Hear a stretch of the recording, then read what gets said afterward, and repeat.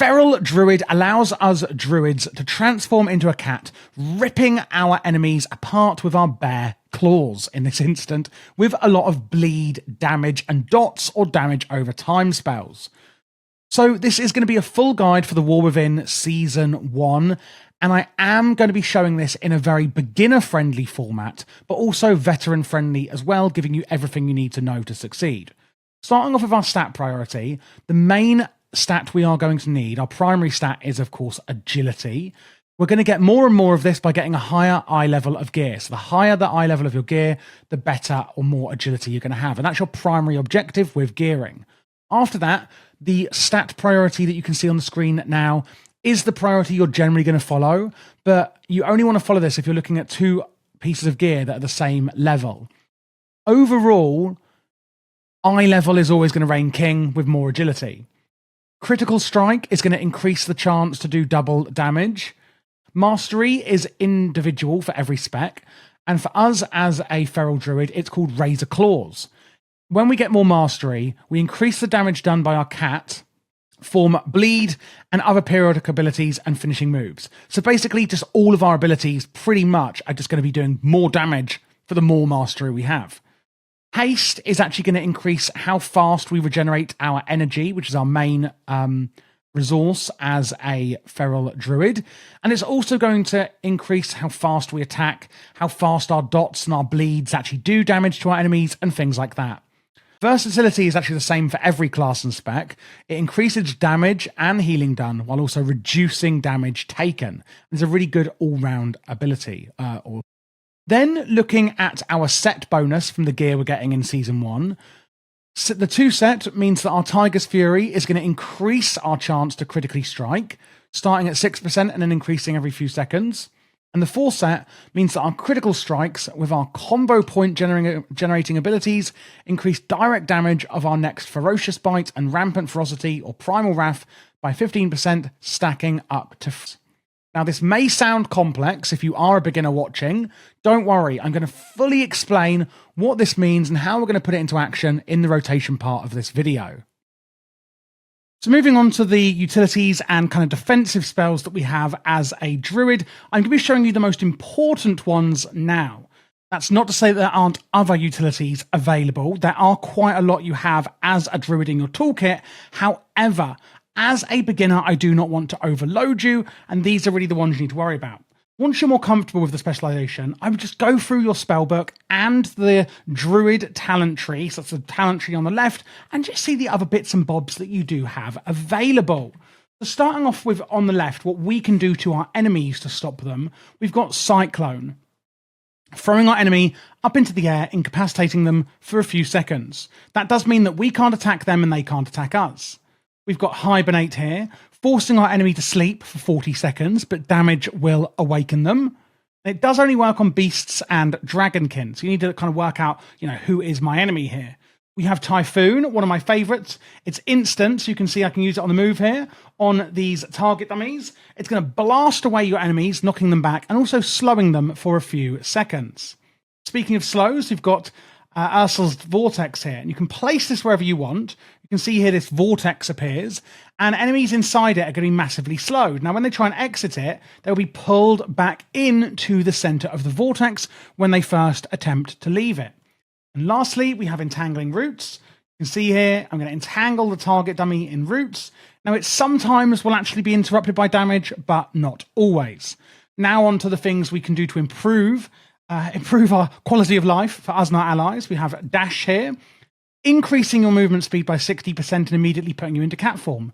One thing I want to note is that when you do go into cat form, you will actually be increasing your movement speed by 30%. So going into Dash will add another 30%. Just to reiterate that, Dash is going to give you a 60% movement speed buff for 10 seconds, but going into cat form will speed you a little bit anyway.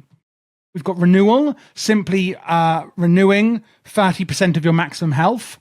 We've got Innovate, giving to you or a fellow healer unlimited mana, basically, for casting spells for 8 seconds. So when you cast healing spells for the next 8 seconds, it won't cost any mana at all.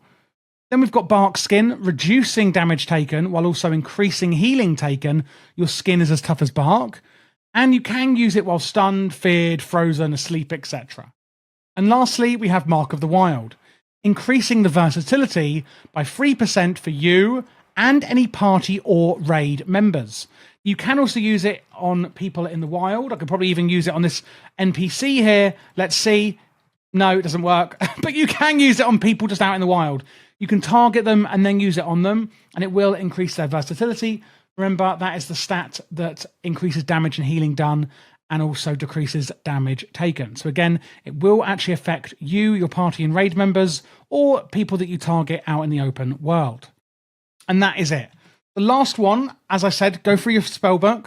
The last one I want to mention is Rebirth. Usually you can only resurrect allies out of combat, but Rebirth will let you actually resurrect them on a 10-minute cooldown when you are in combat. So if somebody dies on a boss fight, you can actually just resurrect them there and then. Do be careful where you do this. You don't want to resurrect them into something, but this is a really, really useful utility that we have. And the cooldown is shared among the party. So if you have like a Death Knight, another Druid, or anyone else that has paladins that have, combat reses available, the cooldown is shared between you. Now for the fun bit, we're going to be looking at the actual rotation. I'm going to be explaining this in a new concept, what I like to call what, when, and why. Looking at what spells we have, when we're using them, and then why we're using them in that order. If you guys like that, let me know in the comments, because it's something new I'm trialing out to make my guides more digestible for you. So what then? Left to right is the general rotation we're doing, and this starting off with is raiding. This is the raiding talent tree and build I'm showing you. So the first one is Berserk. It's on a 2-minute cooldown. It's a massive cooldown. Go Berserk for 15 seconds. While Berserk, you're going to generate 1 combo point every 1.5 seconds. Combo point generating abilities generate more combo points, and finishing moves restore combo points generated over the cap. All attack and ability damage is increased. So here on our little icon, you can see here we've got energy. A lot of our abilities are going to cost energy to spend, but we're also going to be generating combo points. If you look at Rake here, it awards a combo point. Brutal Slash awards a combo point. Thrash awards a combo point, and Shred awards a combo point. Once we've got 5 combo points, we can then spend them on combo point spenders like Rip or Ferocious Bite. And that's the general premise of how Feral Druid works if you're new to it. We've got another cooldown on a 30-second cooldown, so quite often, Tiger's Fury restores 50 energy, so make sure that you don't have loads of energy, or you're nearly capping on energy when you use this, or you're going to waste some, and increases the damage of all your attacks by 15%. Then we have Convoke the Spirits, where basically you're just going to be flinging out a gazillion attacks very quickly. Rake is a bleed. Rake the target for bleed damage and an additional amount over 12 seconds, reducing the target's movement speed. One thing I want to note quickly is, see, I've got Prowl down here. You can go into a stealth before you go into combat. And while stealthed, Rake will stun the target and deal 60% increased damage. So when you go into combat, always use Prowl. So be in stealth when you go into combat, and then use Rake to get that bleed up. That's the first thing you should do when you go into combat, just FYI. So we have Rip, which is our finishing move that does a bleed over time. Adaptive Swarm basically throws a swarm of flies at your enemy and it bounces around. Use it on cooldown. Ferocious Bite is our second priority combo point spender. It's just going to do more and more damage the more combo points you use. And then we've got some other abilities here. Thrash strikes all nearby enemies, dealing bleed damage. Brutal Slash strikes again all nearby enemies with a massive slash, inflicting physical damage and dealing increased damage against bleeding targets. So it will do more damage against bleeding targets. And then we've got Shred. Shred the target, dealing physical damage, dealing more increased damage against bleeding targets again. While stealthed, Shred deals 60% increased damage, has double the chance to critically strike, and generates an additional combo point. So again, when you go into combat, we should be using Shred or Rake, depending on the situation, to actually, really benefit from stealth there. So that's the what on the spells we're using. And then we're using the when. Well, actually, it's pretty obvious. It's in this order. So we're going to be using our Berserk and our Tiger's Fury pretty much on cooldown. And you can use your Convoke straight away as well to get loads of attacks out really quickly if it would ever come off cooldown. There we go. And then you never want to like overcap on combo points. The number one priority for spending combo points is Rip, making sure that we're keeping up that bleed on the target. If Rip is already up, then we can use Ferocious Bite as our combo point spender. Keep Adaptive Swarm also on cooldown as well. And then we're going to use Thrash, Brutal Slash, and then Shred as our lowest priority. The reason we are using a lot of different combo point generators, now looking at more the why, is Blood Talons. Your next Rip or Ferocious Bite deals increased damage. And that is from the Blood Talons talent here. When you use 3 different combo point generating abilities within 4 seconds, the damage of your next 3 Rips or Ferocious Bite damage is increased by 25%. So if you use really quickly, Thrash and then Brutal Slash and then Shred, you're going to get 3 stacks of Blood Talons, meaning your next finishers are going to deal more damage. If you're like, whoa, that's really complex, and I am talking like if you're a total beginner here, you can simplify your rotation by swapping out Blood Talons for Lion's Strength. Ferocious Bite and Rip deal 15% increased damage, and you don't have to worry about Blood Talons at all. Would I recommend it to deal max damage? No, I would not. But maybe you're a really casual player and that is something you'd prefer to do. So the option there is for you. We also have a talent up here called Omen of Clarity. Your auto attacks have a chance to cause your clear casting state, making your next Shred, Thrash, or Brutal Slash cost no energy at all. And that is here your Thrash, your Brutal Slash, and your Shred. So that there's a chance they may proc and get a free cast of those. We are going for Wildstalker in the raid build. These are the hero talents we are taking in this build. We are also taking Wildstalker for Mythic Plus as well. So the rotation isn't going to change considerably. There's another important talent here, Circle of Life and Death. Your damage over time effects deal their damage in 20% less time, and your healing over time effects in less time as well. And that is going to reduce the duration of a lot of our bleeds and dots or damage over time spells. One thing you may or not be aware of is something called Pandemic. And this means that when your, say, Rake is about to drop off, we can actually recast it and it'll extend the duration of that Rake on the target. It is a bit of an advanced, a more in-depth, tactic here. But if you're not sure how many seconds left, it's basically 30%. Once there's only 30% left of that bleed on the target, we can reapply it.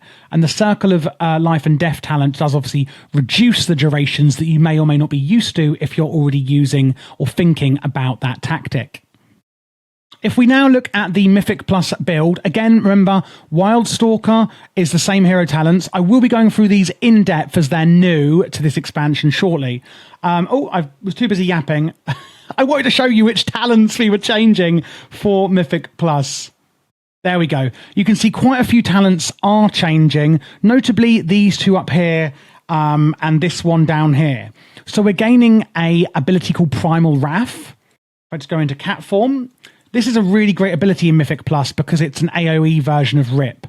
Finishing move that deals instant damage and applies Rip to all enemies within 10 yards. And then we have Double Clawed Rake, where your Rake ability also deals damage to an additional nearby target. Because in Mythic Plus we're dealing generally more than single target, these are really great talents because we can do our rotation to one target, but also actually expand how many targets we are damaging. And then down here we have Rip and Tear. Applying Rip to a target also applies a Tear that deals 15% of the new Rip's damage over 6.4 seconds. So again, that's just kind of an extra bleed part that we're getting in there as well. There was a few changes to the hero talents in the Mythic Plus build as well, but I'm going to go through all of them in the hero talent section. If we do actually look at the rotation itself, it hasn't actually really changed. If we are in Mythic Plus or raiding, it's pretty much the same rotation in Season 1 of The War Within. It's just that we are, well, that's actually a massive lie. We are actually going to use Primal Wrath, to be doing AoE rips on people rather than a single target one. But apart from that, that really is the only change we are going to be making. So for this build, we are going with Wildstalker. Starting off with the Keystone, what we have here, Rip and Rake damage have a chance to cause Bloodseeker vines to grow on the victim, causing bleed damage. So basically, we're just adding a lot more bleed damage than we already had into Feral Druid, which is great. Going down the left side, damage and healing while in cat form increased. Cool. And we are adding damage to Moonfire and Sunfire too. When you remove an effect of Soothe or remove Corruption, you're going to gain a combo point and heal for some maximum health. And that helps us help out the healers with removing effects, etc. when needed if we want to. And then we have our first choice. Bloodseeker Vines last additional 2 seconds. When a target is affected by Bloodseeker Vines and they die, that's going to jump to another nearby target. That'll be great in AoE situations. Or each active Bloodseeker Vine increases the damage of your abilities by 2%. It really depends on your situation here. If it's single target or there's less enemies, I would go for Root Network. In a big AoE situation, I would go for Resilient Flourishing so that they can bounce around more. In the middle, we have Strategic Infusion. Tiger's Fury and attacking from Prowl increases your chance for Shred, Rake, and Swipe to critically hit. Woohoo! So just a nice passive extra crit there when we're going into combat.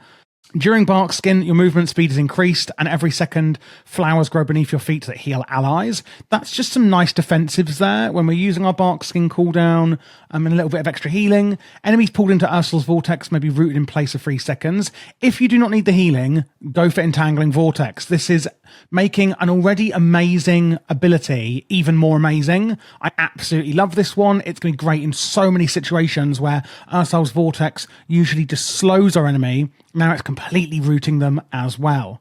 Then we've got Bursting Growth. When the vines expire, or you use Ferocious Bite on their target, they explode in thorns, doing physical damage to nearby enemies, and damage is reduced above 5 targets. When Symbiotic Blooms expire, or you cast Rejuvenation on the target, which we're not really going to be doing, flowers will grow around them, healing them. So that's more for Resto, but I don't know why they put in both things in here, because some of the talents are slightly different when you change specs. So, you know, it isn't one size fits all. So I really do think they should have just put in the feral bit in the feral talent tree. But anyway, now I'm just moaning. Rip and Ferocious Bite damage is increased. Woohoo. Regrove's healing to yourself is increased if you ever need to self-heal, or healing you receive is increased. Obviously, as a DPS, I would say to go for Bond with Nature, unless you are healing yourself in some weird circumstance. Implant, when you gain or lose Tiger's Fury, your next single target melee ability causes a Bloodseeker Vine to grow. I like that. Or when the vines grow, they have a 20% chance to cause another growth on the same type to immediately appear on a valid nearby target. Again, single target, go for Implant. Multi-target, go for Twin Sprouts. And lastly, Vigorous Creepers. Bloodseeker Vines increase the damage your abilities deal to affected enemies. Woohoo! And that's it. Ta-da! So it is actually quite a simple hero talent tree, Wildstalker.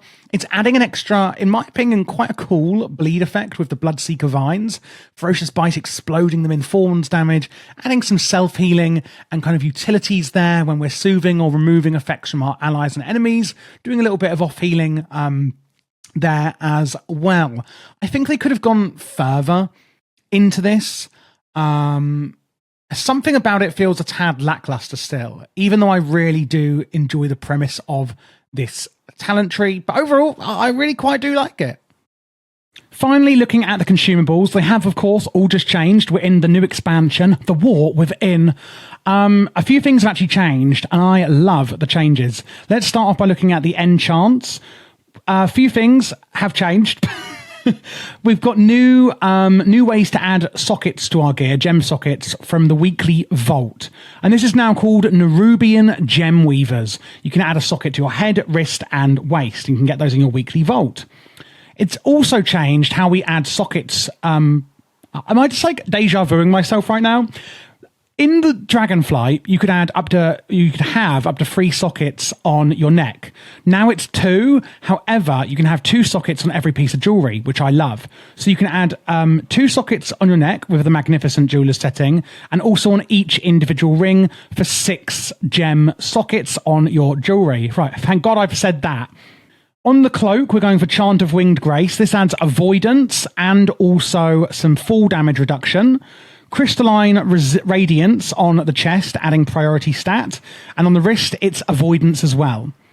On the legs, it's a Stormbound Armor Kit, which adds agility. The boots is Scout's March. This adds 250 speed, so you can move faster. And on the rings, we're going for critical strike and critical strike with, of course, the Magnificent Jeweler's settings. And on the weapon, it's the Authority of Radiant Power. When you're dealing damage, this has a chance to proc and do a huge amount of damage on your target while also actually increasing your primary stat, which is agility as well. I'm really liking the changes they've made on these. I really, really am. On the consumables then, we've got the Flask of Tempered Aggression, which is, I think I've gone crazy making all of these videos, which is going to increase your critical strike massively. Feast of the Divine Day increases agility, and a Tempered Potion. This is interesting, right? Remember I said the Flask of Tempered Aggression increases critical strike? Well, the Tempered Potion will increase all secondary stats that are not increased by your Flask. So it's going to increase your haste, your mastery, etc., etc. Algari Healing Potion. Iron Claw Whetstone is the weapon oil, increasing attack power. They have brought these back, which I love. So you can put this on your weapon to increase attack power. Crystallized Augment Rune will increase agility. And then Gem Sockets. First up, we're going to be using the Culminating Blasphemite. This will add primary stats, so agility. And then, for each different gem you have equipped, each different colour, it's going to add 0.15% critical effect. So if we're using a Sapphire, Emerald and Onyx and Ruby, then it's going to basically be a 0.60% increased effect. If you used only Ruby, you should only get 15% or 0.15%. So you need to use a gem of different types. And I would say to use the Ruby, Sapphire, Emerald and Onyx shown here. Thank you so much for watching this guide. I hope it was really useful for you in The War Within Season 1, whether it was for Mythic Plus or raiding. If you do have any questions, I'll be happy to help. My Patreon is in the description below, and that is where you can find my LVUI profiles, which I'll show you in a second.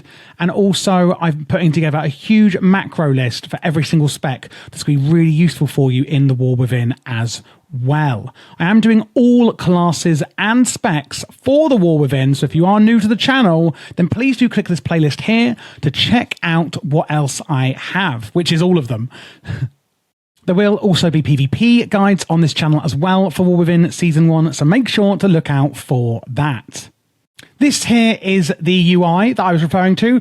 As you can see, we've got target frames, etc., left and right, and raid frames go in the middle here, and then weak auras in the middle with an action bar down here. Chat is behind where my camera is. Minimap and details, etc., are here on the right.